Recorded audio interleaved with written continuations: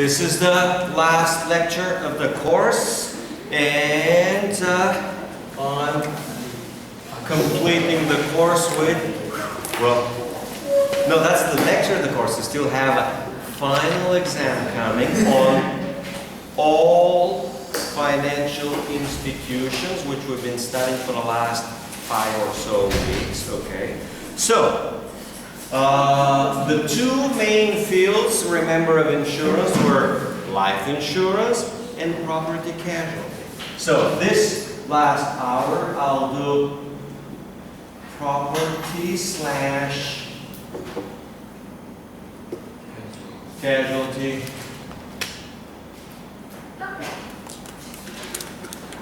insurance. And it has two components. It divides one into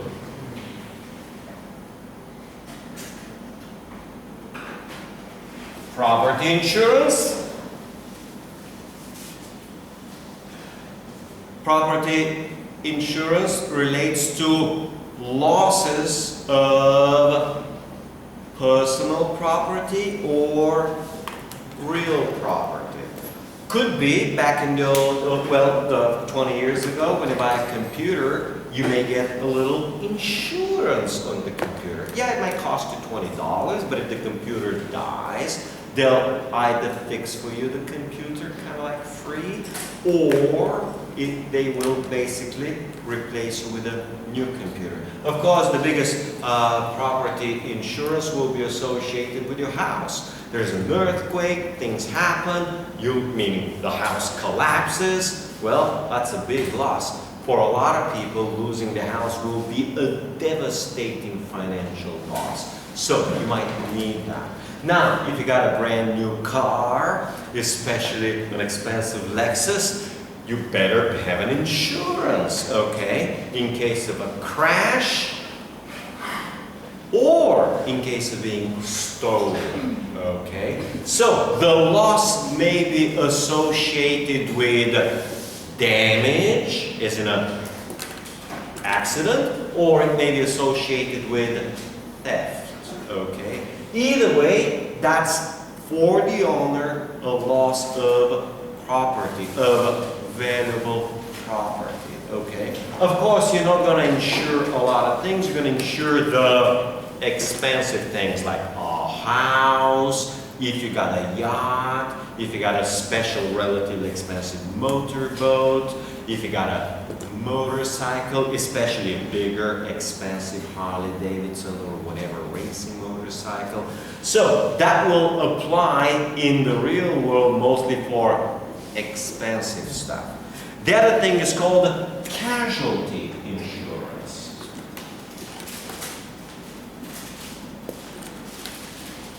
And casualty insurance is actually more commonly known, that's how it's been called back in the old days, is known as liability.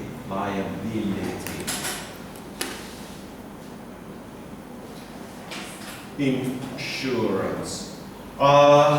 Maybe a doctor, he's doing some surgery, and for some reason the surgery goes wrong. They forget a little instrument or a little tampon or a little clamp inside, and suddenly there's a horrible complication, and the patient in this case will sue the doctor, okay? This will be called a special type, it's called professional liability. Professional liability may be associated specifically with truck drivers who drive the truck 12 hours a day. Again, this is going to be a little different from a driving insurance where you may hit another person and maybe kill them, or you may hit and damage them, they sue you back. Or you may hit, let's say, a motorcycle and there will be certain damage. Either way, you hit with your car or motorcycle, there is no damage to the car itself. So the car, there is no property damage for you, especially if you hit a person. but the person will sue you back, or the court will, or the police will just award you, let's say, pay $5,000 or $50,000 or $20,000, whatever money you gotta pay, it will be covered. It's called a liability insurance, okay? There is no property loss associated with it. Now, you may have both at the same time in case of a house, or both at the same time in case of a car. You may have a major car crash, two against each other, where there will be damage to your vehicle, so you're going to have your own property. You may damage the other vehicle, so there will be some liability. But on top of that, you may damage the health of people. In a crash, legs get broken, whatever, there may be other additional issues like health, so, which will be a liability on top of the loss of property, on top of the damage to the physical property. There may be some human cost additional to that. All right, so there are 2,700 companies in the US. It's a big business. They love it. A lot of times the biggest one will be auto insurance and homeowner insurance. These will be usually the biggest. The measure is called net in premiums written. Net premiums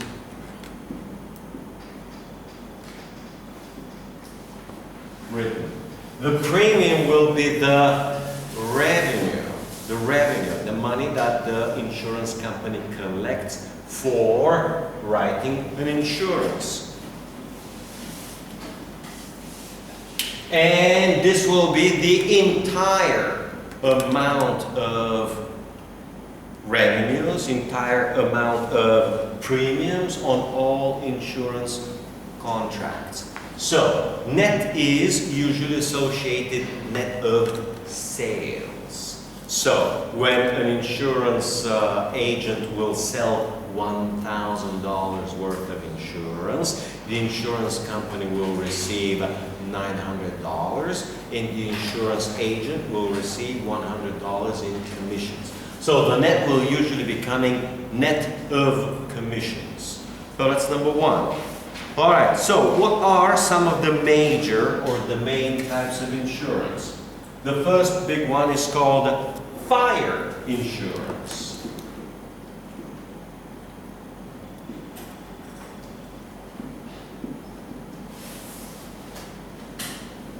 And related, sometimes they call it allied. This will be relating to just ordinary fire, but it could be relating to a lightning. A lightning comes from the sky, a lightning bolt hits the house or whatever property, could be car, whatever the property might be, and there's just genuine damage, okay? That's fairly straightforward. That's number one. Number two, homeowners.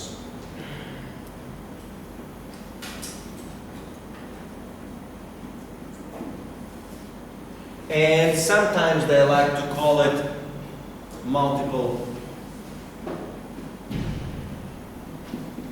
peril.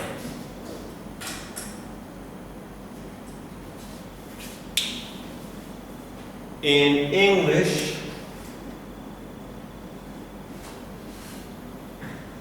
peril means danger, danger of a loss, okay? Danger of something going horribly wrong. So they like to call it multiple peril. So this may include earthquake, and an earthquake, when it shakes, houses do fall apart, okay? It can include flood. It can include any type of natural disaster, okay, possibly or separately including the lightning. In general, it will include many things. It could possibly even include just genuine fire. Or they may say we'll include everything except fire. You want fire, you gotta pay extra. Again, you know, insurance companies always like to limit things to make sure that they limit their liabilities. And if you want that extra, you pay extra for extra coverage. Okay, that's fairly straightforward. This multiple peril actually combines both property and it can also combine casualty. There may be certain liability, especially for number 3, especially for 3, which is very, very, very similar, called commercial multiple peril. Commercial multiple peril insurance. And the commercial, again, if you're a business, you're in construction, your construction, you know, is not complete, but there's an earthquake, something happens, workers get damaged, okay, that could be the case, and if that's the case, you may have liability on top of the loss of the property itself. Okay, so with commercial, in America especially, people like to sue companies. They like suing companies, you know, for anything, you know. In America, any little thing happens, they don't want to sue a company because for most Americans, they're so poor that their only chance in life is either something bad to happen to them and they sue a company or someone rich to get the money, or hit the lottery. Usually people don't get rich from the stock market. On net, most people, 90% of ordinary people lose money on the stock market. And usually most people lose big money on real estate. Yes, Donald Trump became rich on real estate, but he was and is remarkably sophisticated.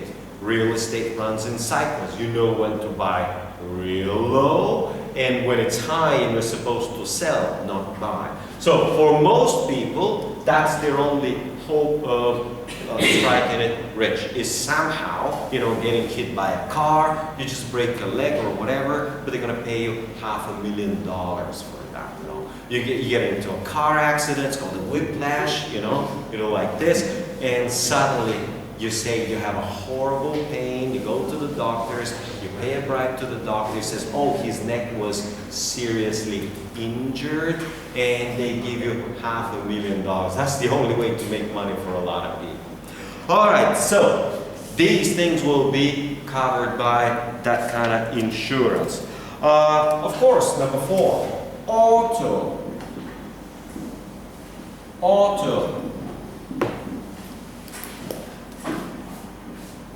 insurance. Now, in the United States, many states, like the state of Ohio, where I lived 20 years ago, they will have what is exactly by law, and of course by insurance, called liability insurance. And liability insurance is exactly what it says and exactly what I explained. It's only insurance that you must pay other people for some whatever damages, whether to their car or to the people. And the liability insurance will be separate for the vehicle and property damage and separate for other people in case you hit a passenger, you hit the motorcyclist, or you hit another car and cause damage to the person itself. So they'll provide, let's say for property is in the car, $50,000. Now property may not be in the car. You may go with your car, as you've seen in hundreds of Hollywood movies, with your car, you rush through and inside the mall and you do a lot of damage inside the mall, right? Or you just hit with the car, let's say some shop, and the shop will be jewelry shop, it's going to be a major mess, fixing the shop could cost way more than $50,000. But in these insurance, they always put a cap the maximum amount that they will pay out, okay? And that maximum amount will be usually associated with what the law requires in that particular state. So there will be separate liability insurance, and there will be separate insurance for you, separate property. Property is in the car, damage to the car in case you have a car accident.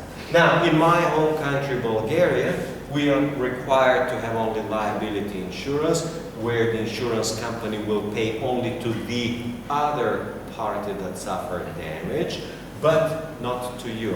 And sometimes in Bulgaria we call it, and I think it's also in English, it's called comprehensive. And comprehensive will include not only losses for them, which is liability, but losses to you. And sometimes comprehensive will include theft. Sometimes theft will be separate from the comprehensive. They'll say comprehensive with theft or comprehensive without theft of the property, of the car. And if it's without theft, they'll say, of course, you want with theft, pay extra, right? It's always the deal. Oh, you want this? Pay extra. They always want to sell you more and more, but for each more, you're going to pay extra, pay extra. That's the business of insurance. So auto insurance could be running into liability and or property.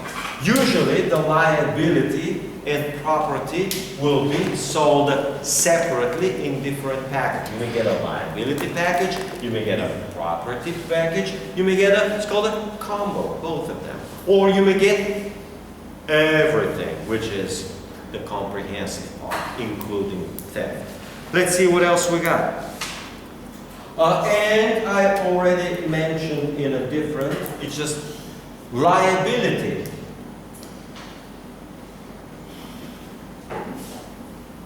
Liability insurance, non-auto.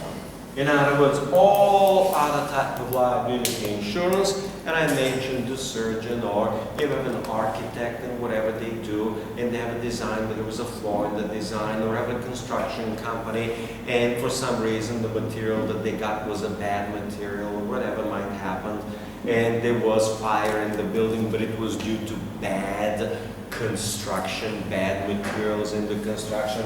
So all of this will be just basic liability insurance. Especially common one will be professional liability. You're practicing your profession and things do go wrong from time to time in your profession. So you want to have your professional insurance. The most common one will be for doctors. Let's see what else we got. All right, well, that's this little piece. Now we go to some balance sheet and other things.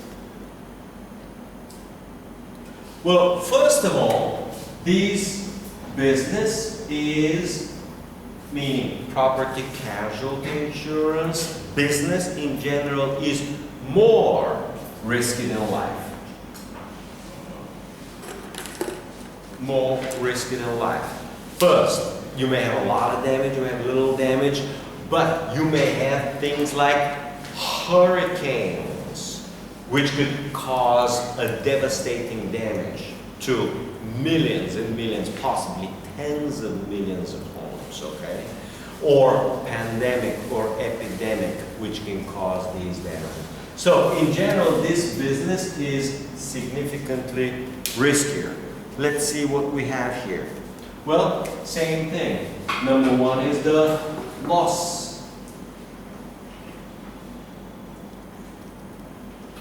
reserve. This is part of the capital account reserves, which are associated with expected losses, exactly like it was. And I was explaining earlier during the break, for commercial bank, we call this loan loss reserve. Loan loss reserve for a commercial bank will be reserves which the bank will put aside for bad loans, for loans which will not be paid back for whatever reason. So usually you have to put in for loans 2 or 3% of loan loss reserves. Well, here, of course, insurance companies will have motorcycle and car accidents. These are pretty sure. And they may expect to have some losses from hurricanes and so on. And they will have very big, possibly very, very big account. It's called loss adjustment expenses.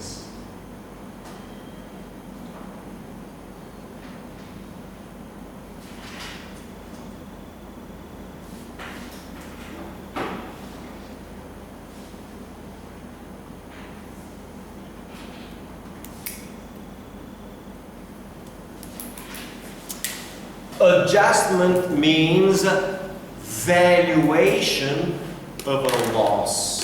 Valuation of a loss. So adjustment is the process where the insurer will verify the amount or the size of the damage in the amount that they may pay. For example, when I was in the US and I was driving my car by no fault of my own on the highway, a big truck started coming into my door. He can't see me because my car is really low and his truck is very high, and I can't run on the left because there are other cars, can't run back and forth. So basically start pushing my door. Well, I did make a claim to his insurer. They recognize and everything else. And the adjustment process is they say, well, you'll have to bring your car to this place or some other place where our insurer adjuster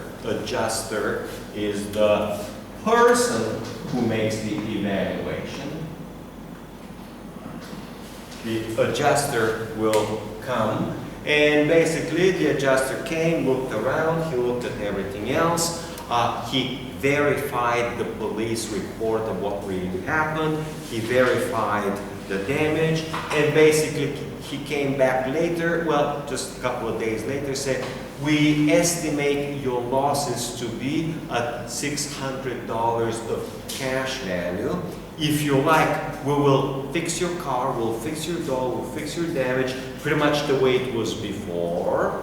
Or we'll just give you $600 of cash and you do whatever you want. You can just drive the car damaged or you fix it yourself. And back then I said, okay, I'll choose the $600 of cash, and you know, they paid me the cash and I signed what's called a quit claim, meaning that I will not have any more and any further claims to their insurance company for this particular damage, that I'm fully and completely satisfied with the settlement. So basically that was a basic settlement. But for them, that will be technically a loss, okay?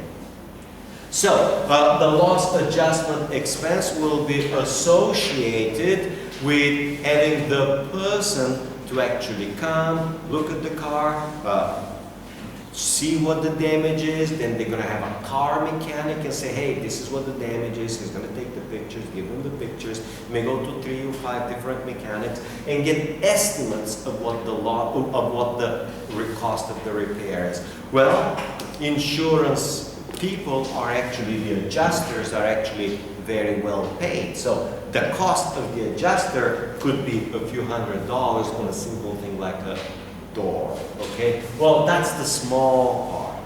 The big part will be called litigation. As in, the company, the insurance company says, okay, we're going to pay you so much for the damage, and the people say, no, no, no, no, we are getting sick, whatever the problem is, the environment is damaged, your company has poisoned our water, the whole village is getting sick, and they hire a lawyer. They have what's called a class action, where the whole village sues the company for poisoning their water. A lot of kids get really horribly sick. Most people get sick. Young women can't have children anymore, so the damages could possibly run into hundreds of millions of dollars when it got poisoned the water of a small town, okay? So hundreds of millions of dollars of losses, this could be huge. And of course the insurance company will never say, oh, you guys want 100 million? Here's a check for 100 million. No, they're gonna fight in court. The court case may drag 2, 3, 5 years.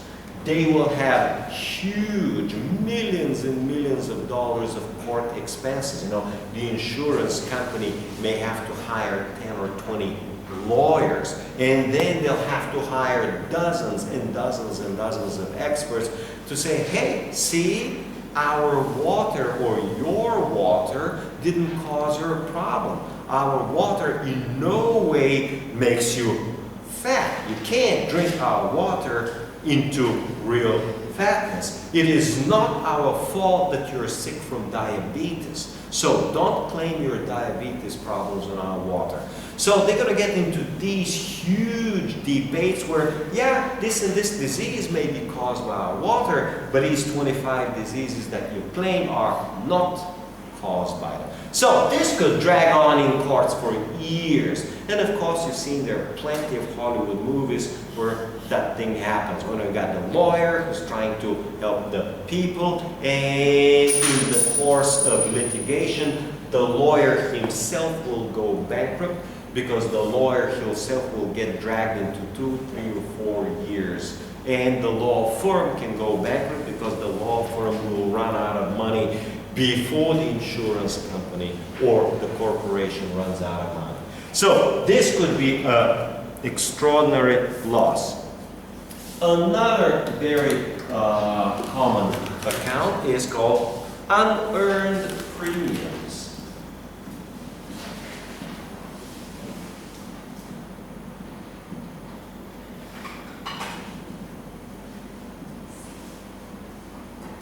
Unearned premium is a liability, okay? In accounting, we call this particular liability, it's a prepaid liability. So, when you pay in December your insurance for the next 12 months from January to next December, you literally prepaid your liability. You prepaid your insurance. You know, in accounting classes we use, let's say, $1,200. And the monthly insurance will be $100. Well, that insurance policy is a true, genuine liability. At the end of January, you'll make an adjustment and you will earn $100 out of the $1,200. So your unearned liability or unearned premium will be $1,100 and you earn $100. And every month you will earn $100 every month because time passed, and you will reduce your unearned premium. So basically there is time, the whole thing is $1,200. At the end of January you earn $100, there is $1,100 left. At the end of February, earn $100, there is $1,000 left. And at the end of December, you have earned all $1,200 and you have no liability. In other words, when you're an insurance company, you are earning money, you're earning your premiums with time. As you wait and you earn your money after the insurance expires. Or if half of the insurance is gone, you've earned half your money.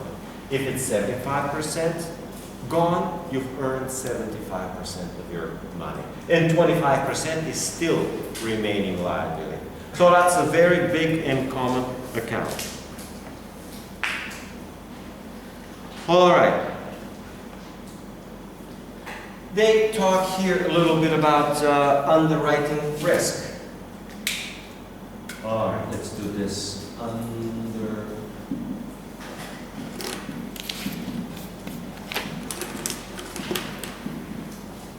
Underwriting risk. And again, very good question for the final exam is to clarify the difference, explain the difference of underwriting risk of investment banks associating with underwriting securities and of property casualty companies. Okay, and these are completely and totally different, have nothing to do with each other. But they use the same word, underwriting risk. So what does underwriting risk depend on? So, very simple. Number one will be it's called claims.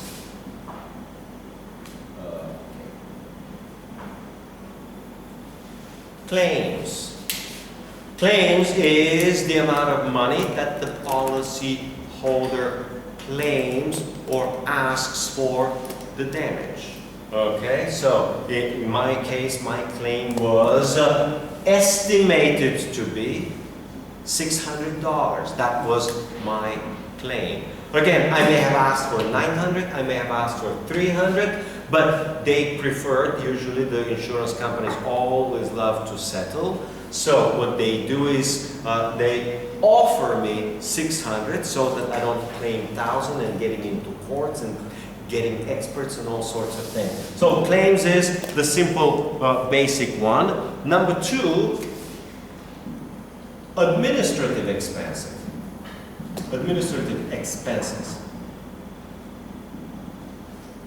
And administrative expenses will be two, right? One is just running the whole company, where they have air conditioners and internet and all sorts of other expenses. And on top of that, loss adjustment expenses, which are the biggest. You know, you get into 3 years in court, that could be costing you a lot more money than your basic operating costs. And let's see what else we got. And the third big one is investment income. I mentioned a little bit the previous hour for investment income is that insurance companies will usually invest their premium, the premium which they collect. We call these premium, what do we call them? Net premiums written. That's the revenue that they will get. They won't keep it in cash, they'll invest it. They'll invest it in bonds, they may invest it in stocks, they'll invest it in mortgages. In other words, they will be investing it mostly in longer term financial instruments, the exact opposite of money market mutual funds, which will be invested mostly in shorter term, lower risk.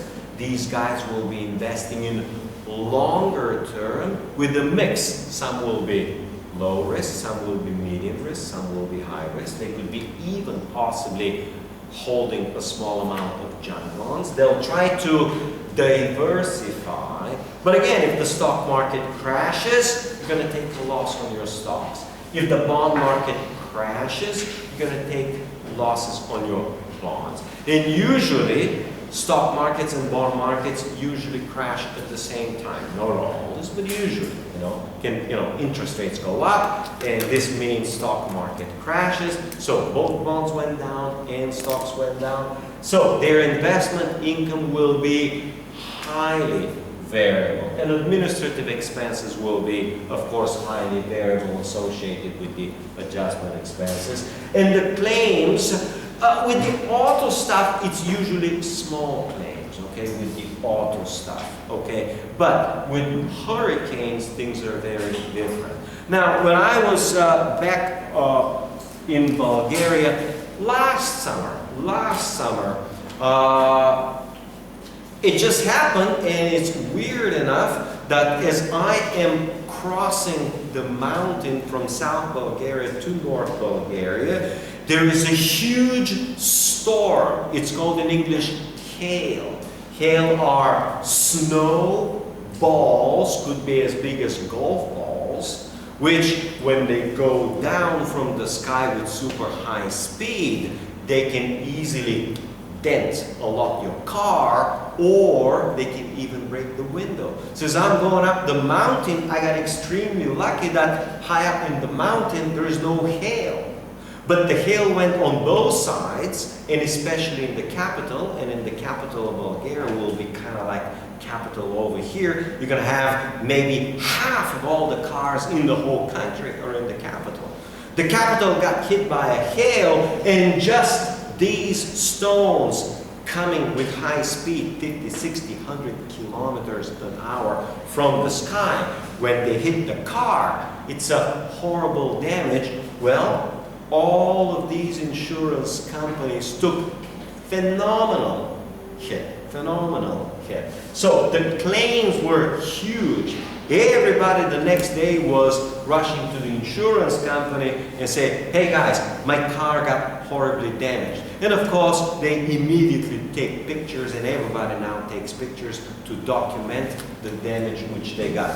So the point is that the claims could be highly variable. The whole country could literally come to you and say, all of our cars are damaged at the same time.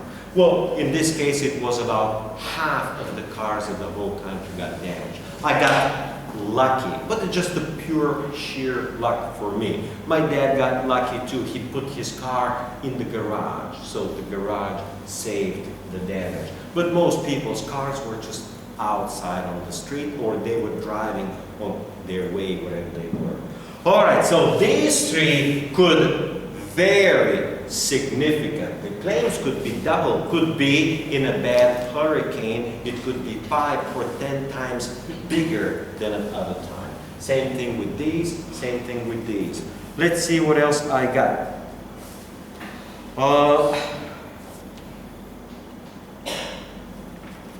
Next thing, okay, will be loss risk, and let's see. Loss risk, loss rate, loss whatever.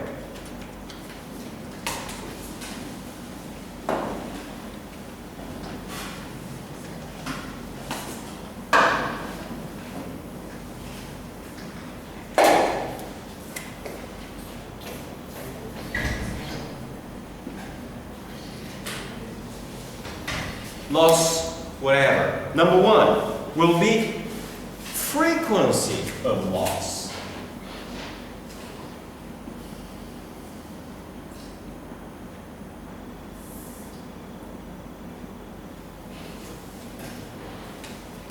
With cars and motorcycles and accidents, it's a relatively high frequency. With earthquakes and hurricanes, they are very low. With an earthquake, let's say in my country, get usually 1 in 10 or 1 in 20 years. Okay, usually 1 in 20 years. It's extremely rare.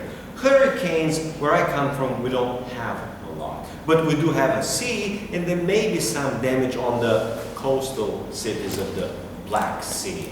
So, frequency of loss is the first indicator. For each type of loss, you'll need to know and understand the frequency. For earthquakes, some earthquake areas, they may have very high frequency, as in Japan, okay?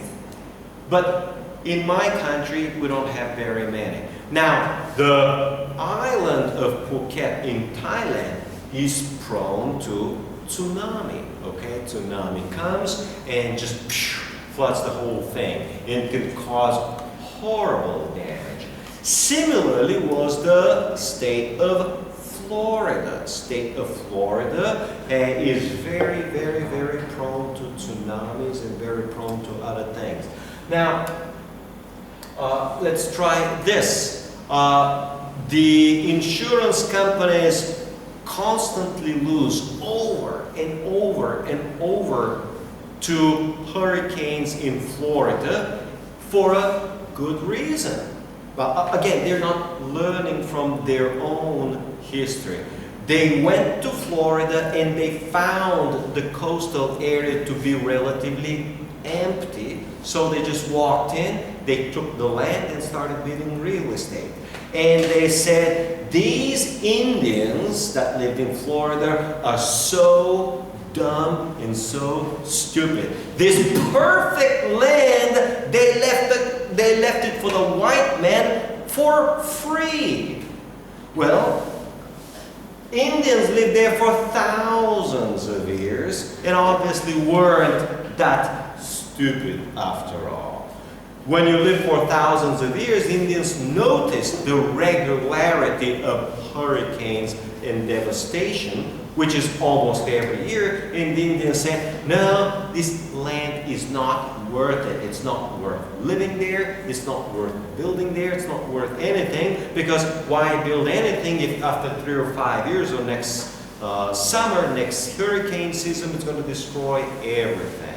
So they found land to be empty and cheap. They took it, they started building on it, especially the beach area and the beach properties, and then the hurricane comes and wipes out the whole beach. 100, 200, 300, 500 kilometers of beach area, and deep into the island, everything is devastated, okay? So the insurance companies can't learn their lessons, and of course construction people, they say, okay, I'd rather have my house there on the beach. You know, having a beach property is considered a big thing. Well, in Bulgaria as well as in America, pretty much any culture around the world, including Japan. But the frequency of loss is very important, very high in Florida in general. Number 2 will be severity of loss.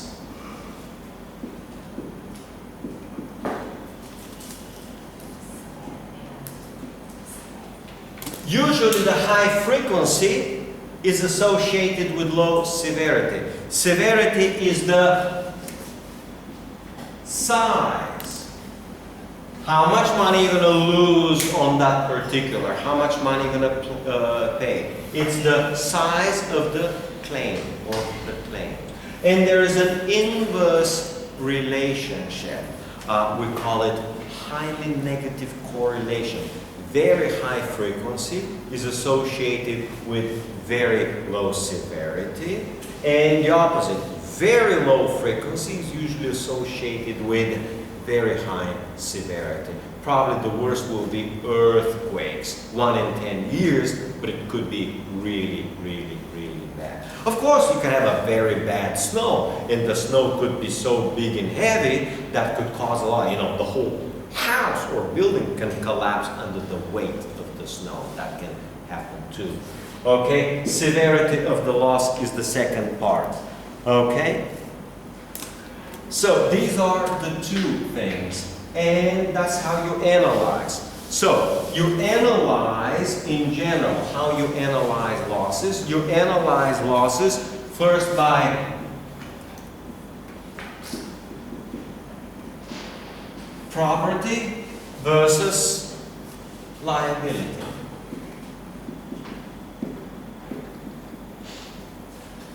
Remember, I started out the lecture that you have property insurance, you got liability insurance. What is the coverage of property versus what is the coverage of liability? In general, liability is considered, at least in the United States, riskier, significantly riskier. In other words, property is relatively more predictable. We say, for those of you coming to my statistics class, we say that the standard error of property is very small, and the standard error of liability is very high. So here, the property, they'll say 10 billion plus minus 1. So 66% of the time you'll expect damages to be between 9 and 11. Okay? Well, liability is 20 plus or minus 10. So it is this number which determines the risk and uncertainty. Okay? It is this number. It's not this number. It's not because 20 is twice bigger than 10 which determines bigger risk. No, this determines here the size. This is the size. But this part here determines the risk. Well, liability has a significantly higher risk. The risk is measured, and we did this a little bit in statistics, It's the standard deviation, which is 10, divided by the mean, okay? But that's a different story. So that's the first main element of risk. Here, the risk is significantly bigger than here. Number two, I already explained it, so it doesn't need further explanation. Number two, severity versus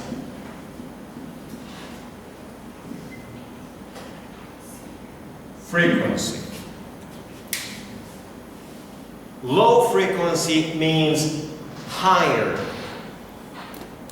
risk, okay? Low frequency. And high frequency means lower risk, okay? A different way of saying it is high severity means high risk and low severity means low risk. Little motorcycle insurance that happens tens of thousands of times is a low severity, low risk. So, risk. Now, these two are, as I explained, always oppositely or negatively correlated to each other. That's number two. Number three, tail. Long tail versus short tail.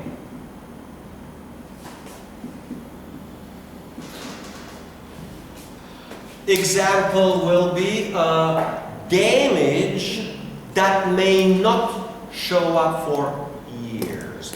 For example, you provide a certain insurance about certain whatever industrial process where you cover from this year to this year, okay? And the disease is a long-term disease. Some diseases show up 5-10 years later, especially like lead poisoning.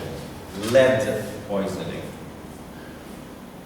Okay, lead. The other one, which is later on, is called asbestos poisoning.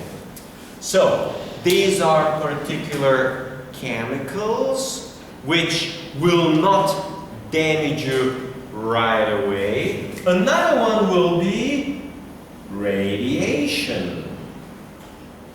You can get exposed to a horrible, horrible amount of radiation and get little or no damage initially. But if the exposure continues 5, 15, 25 years down the road, you may get some serious damage. Now, where you have the nuclear weapons in Japan and Hiroshima and Nagasaki, 30, 50 years later, you have children born with defects. You have 20, 30 years later, all the same types of cancers coming to the people living in the same area, which are extraordinarily rare anywhere else in the world, except in these two nuclear areas. And they can come 20 years later or 15 years later. With lead, again, it will come many years later. Well, this lead, asbestos, and radiation we call long tail. Meaning, long time after the insurance has expired, the damage occurs. Maybe 10 years later. And of course, the people will claim the damage. If they had a comprehensive insurance, they'll claim the damage, come back to the company, say, hey, to the insurance company, say, look, we got all these people getting sick. They want 5 or 50 million, whatever the claim is. And the business company, which got the insurance, will make the claim on the insurance company. And the insurance company may actually say, yes, your claim is legitimate, and yes, we'll have to pay. Well, now the explanation is the following. Long tail risks or long tail insurance is significantly higher than short tail. With car accidents, it's very, very short tail. Okay, very short tail. You don't expect after a car accident 10 years later to be made a claim. Okay. But with a chemical company, with an industrial company, they may be. There may be a long tail on the integrity, let's say, of these huge hotels. If you build a 50 or 100-story skyscraper, you want some insurance on the quality of the building, and you want a 10-year insurance that for the next 10 years you won't get, the big skyscraper. It can cost 1 billion, 2 billion now, 5 billion can cost a single skyscraper. Then the insurance may provide 10-year coverage, so it may have a very long tail. Okay, so again, long tail determines high risk, and short tail is associated with low risk. And number 4 will be called product inflation. Product is in price. Inflation versus what they call social inflation.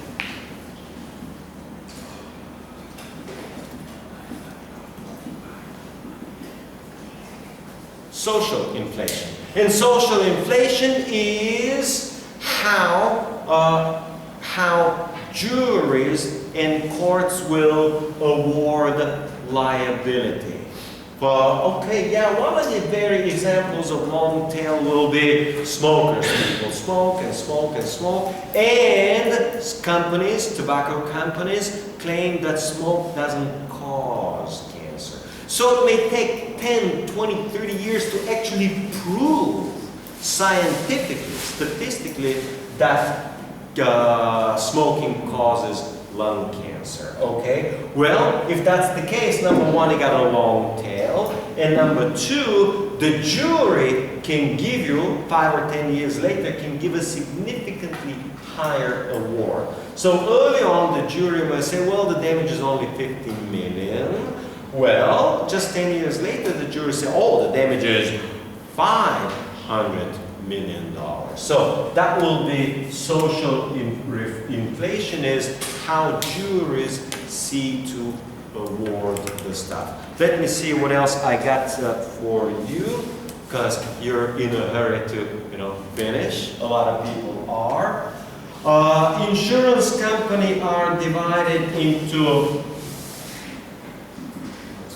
primary insurers, those that provide genuine insurance to the